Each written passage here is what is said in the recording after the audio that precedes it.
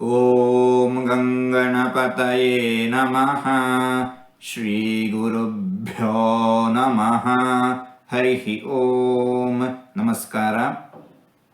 ಓಂ ವರರೂಪಿಣೇ ನಮಃ.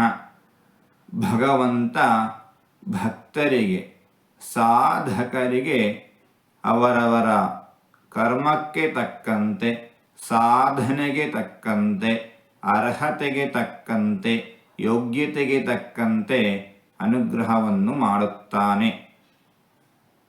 ಜ್ಞಾನಕ್ಕಾಗಿ, ವಿದ್ಯೆಗಾಗಿ ಪ್ರಯತ್ನಿಸುತ್ತಿರುವ ಸಾಧಕರಿಗೆ ಭಗವಂತ ಜ್ಞಾನವನ್ನು ವರವಾಗಿ ನೀಡಿದ ಅಂದರೆ ಭಗವಂತನೇ ಗುರುವಿನ ಮೂಲಕ ಜ್ಞಾನವನ್ನು ಉಪದೇಶ ಮಾಡುತ್ತಾನೆ.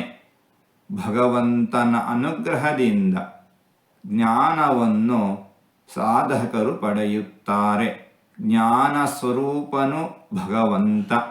ಹೀಗೆ ಭಗವಂತ ಕೊಡುವ ವರವೂ ಸಹ ಭಗವಂತನ ರೂಪವೇ ಆಗಿದೆ.